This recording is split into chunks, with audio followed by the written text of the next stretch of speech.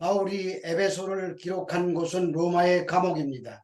그래서 에베소서를 빌립보서와 골로새서와 빌로면서와 함께 옥중서신이라고도 합니다.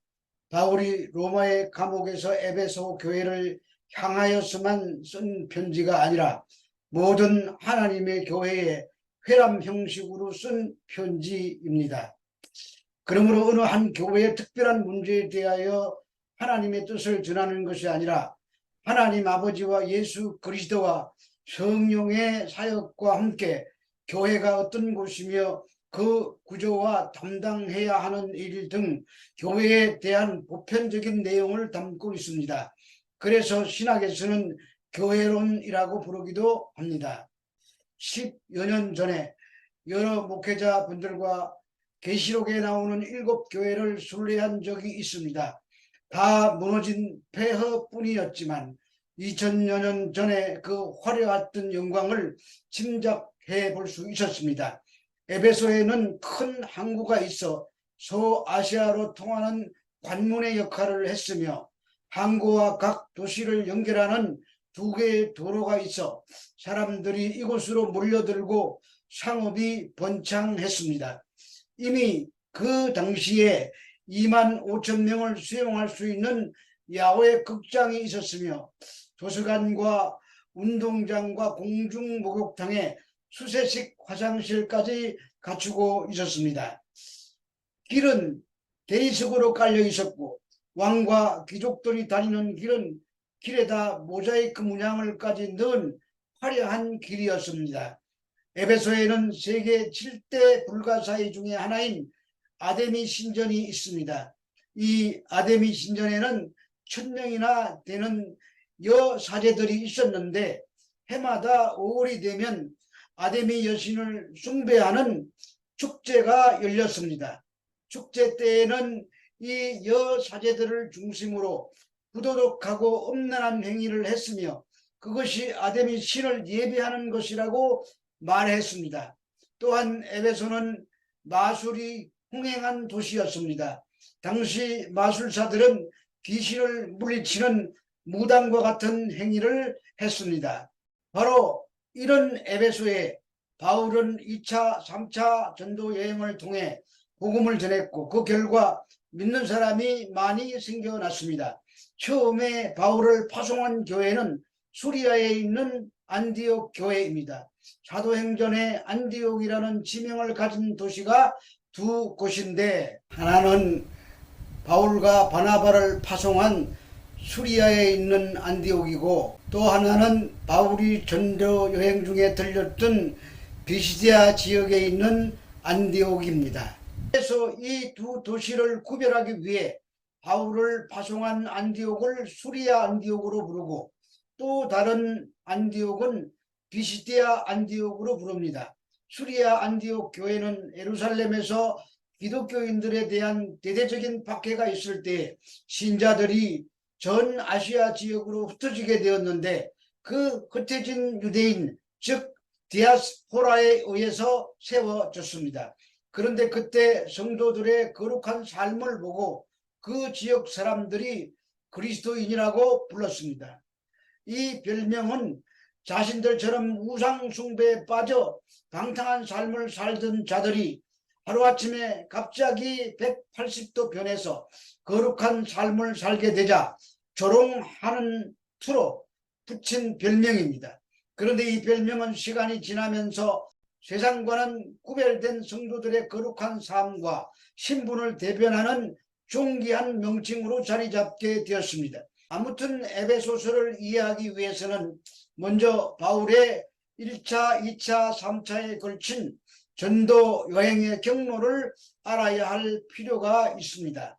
1차 선교 여행은 바나바와 함께 구브로 섬으로 먼저 갔다가 아시아 지역에 있는 안디옥, 이고니온, 루스드라, 더베까지 가서 복음을 전하고 다시 루스드라와 이고니온, 안디옥을 거쳐서 모교회인 수리아에 있는 안디옥 교회로 돌아오게 됩니다.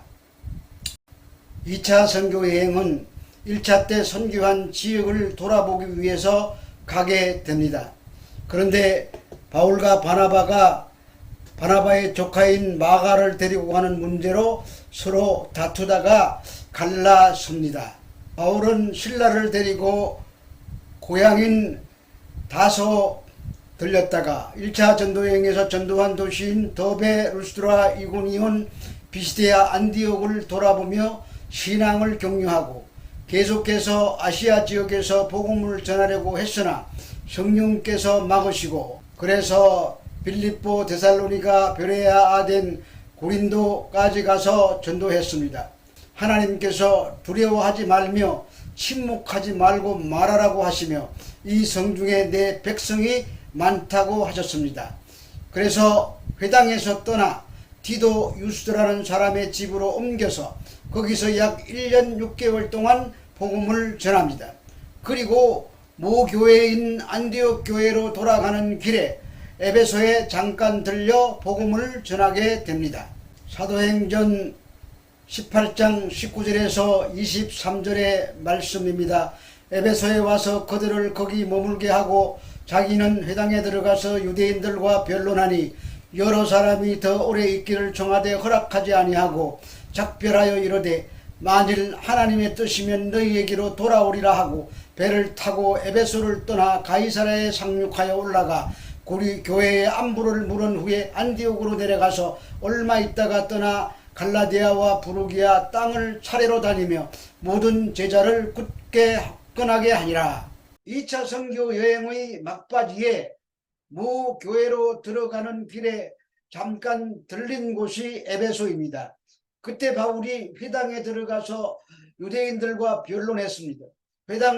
회당은 유대인 디아스포라들이 모인 모임으로 어느 지역에 가더라도 유대인 10명 이상이 모이면 이런 모임이 생겨났습니다. 그때 그들은 하나님만 믿고 요한의 세례만 알고 있었습니다. 그래서 바울이 그들과 변론하며 구약 성경을 풀어 예수가 그리스도임을 증거했습니다. 그러자 반응이 좋아서 그들이 더 듣기를 원했습니다. 그러나 바울은 하나님의 뜻을 따라 서둘러 그곳을 떠납니다. 바울은 철저하게 하나님의 뜻을 따랐습니다. 그래서 바울이 에베소를 떠나면서 만일 하나님의 뜻이면 돌아오겠다고 약속하고 교회로 안디옥으로 가서 선교 보고를 합니다. 그러다가 얼마 있다가 제자들을 굳건하게 하려고 3차 전도 여행에 나섭니다. 3차 선교 여행 중에 2차 여행 중에 들렸던 에베소로 곧바로 가려고 수리아에서 출발하여 곧바로 에베소로 갑니다. 그리고 이곳의 회당에서 복음을 강론했는데 회당에서 반발하자 두란노 서원으로 옮겨 복음을 강론하게 됩니다. 두란노 서원은 개인 소유의 철학을 강의하던 장소로 그곳에서 2년을 넘게 복음을 전했습니다. 그러다가 2차 전도 여행 때에 마케도니아 지역에 세워진 교회를 돌아보려고 드로아를 거쳐서 마케도니아 지역을 다녀 고린도까지 간 다음에 예루살렘으로 돌아가는 길에 에베소에는 들리지 않고 밀레도에서 에베소 장로들을 불러 마지막 부탁을 하고 예루살렘으로 가는데 거기서 잡혀 로마로 가게 되는 것입니다. 사도행전 19장 1절에서 6절의 말씀입니다. 아볼로가 고린도에 있을 때 바울이 윗지방으로 다녀 에베소에 와서 어떤 제자들을 만나 이르되 너희가 믿을 때 성령을 받았느냐 이르되 아니라 우리는 성령이 계심도 듣지 못하였노라. 바울이 이르되 그러면 너희가 무슨 세례를 받았느냐 대답하되 요한의 세례니라. 바울이 이르되 요한이 회개의 세례를 베풀며 백성에게 말하되 내 뒤에 오시는 이를 믿으라 하였으니 이는 곧 예수라 하거늘 그들이 듣고 주 예수의 이름으로 세례를 받으니 바울이 그들에게 안수하며 성령이 그들에게 임하심으로 방언도 하고 예언도 하니. 바울이 두 번째로 에베소 사람들을 만나는 장면입니다. 그때 바울이 그들에게 성령을 받았느냐고 묻자 성령이 계심을 듣지도 못했다고 합니다. 이들은 세례 요한의 세례만 알고 있었습니다. 그래서 요한의 회개 사례를 베풀며 내 뒤에 오시는 이는 자신의 그의 신발끈을 풀기도 감당하지 못하겠다고 증거한 그 예수 이름으로 세례를 받아야 한다고 가르쳤습니다. 그러자 그들이 원했고 바울이 안수함에 성령의 놀라운 역사가 나타난 것입니다. 바울은 우리의 구원을 위해 이 땅에 오셨고 십자가에 다 이루었다고 하신 복음을 완성하신 예수님을 증거했습니다. 세례 요한의 세계만 알았던 아볼로의 제자들이 예수님을 바로 알고 영접했으며 세례를 받았고 성령이 임했습니다. 그러자 방언도 하고 예언도 하는 놀라운 변화가 일어났습니다. 그들의 수가 12명이었습니다. 에베소에 교회가 탄생하는 순간입니다. 이처럼 예수 그리스도의 이름은 사람을 변화시키는 능력이 있습니다. 사도 바울은 이 예수님의 이름을 위하여 사도의 직분을 감당했습니다. 그 이름을 위하여 모든 고난을 감당하였습니다. 영접하는 자, 주의 이름을 믿는 자들에게는 하나님의 자녀가 되는 권세를 주시기 때문입니다. 어두운 인생을 살던 우리들에게도 예수 그리스도를 알게 하시고 그 이름을 위하여 살도록 은혜를 베푸셨습니다.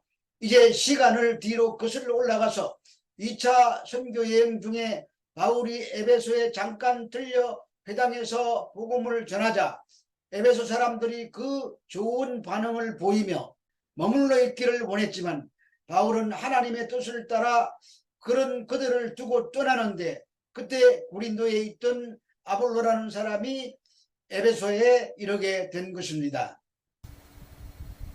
사도행전 18장 24절에서 25절의 말씀입니다. 알렉산드리아에서 난 아볼로라 하는 유대인이 에베소에 이르니 이 사람은 은별이 좋고 성경에 능통한 자라. 그가 일찍이 주의 도를 배워 열심으로 예수에 관한 것을 자세히 말하며 가르치나 요한의 세례만 알 따름이라. 이 사람은 수사학의 대가입니다. 은변이 아주 뛰어나다는 말입니다. 그런 사람이 성경에 능통하니 복음을 전하는 일에 이보다 더 좋은 일은 없습니다. 그런데 아볼로도 요한의 세례밖에 몰랐습니다. 다시 사도행전을 보겠습니다. 사도행전 18장 26절의 말씀입니다. 그가 회당에서 담대히 말하기 시작하거늘 브리스길라와 아굴라가 듣고 데려다가 하나님의 도를 더 정확하게 풀어 이르더라. 성경을 아볼로가 가르치고 있는데 아는 것은 요한의 세례밖에 몰랐습니다. 그래서 브리스길라와 아굴라가 아볼로의 말을 듣고 데려다가 하나님의 도를 더 정확하게 풀어 가르쳤습니다. 브리스길라와 아굴라는 종합적인 성경 지식을 배운 사람입니다. 이들은 바울이 고린도에 있을 때 1년 6개월 동안 바울에게 복음을 듣고 배운 자들입니다. 그래서 이들이 바울의 가장 신뢰할 수 있는 동역자가 된 것입니다. 2%가 부족한 아볼로를 데려다가 완전한 지식을 가르쳤습니다. 이때부터 믿음을 가진 자들이 나타났고 교회가 태동하기 시작합니다. 이제 다음 서론 2에서는 바울 사도의 에베소 사역에 대해 말씀드리도록 하겠습니다. 여기 등장하는 인물들처럼 하나님의 나라를 위해서 각자가 처한 위치에서 쓰임받는 여러분들이 되시기를 주 예수 그리스도의 이름으로 축원합니다.